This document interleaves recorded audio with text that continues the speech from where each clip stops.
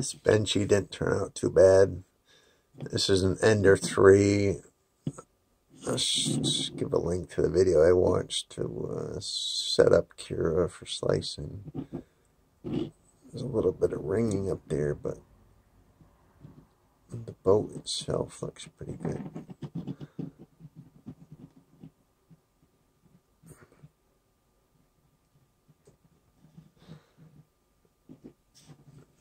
So it's a 1.2 layer height.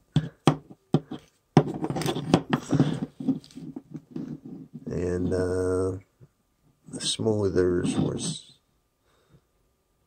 installed today along with some new bed springs. Not that I think the bed springs did that much, but the surface, body surface, very nice.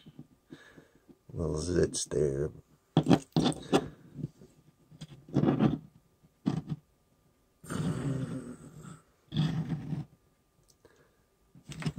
Text at the bottom.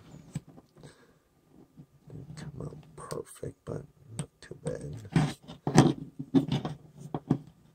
I was probably pushing this a little too hard into the bed anyways. There's some zitting. So, I mean, this section not too bad. The squares and the circles came out pretty good.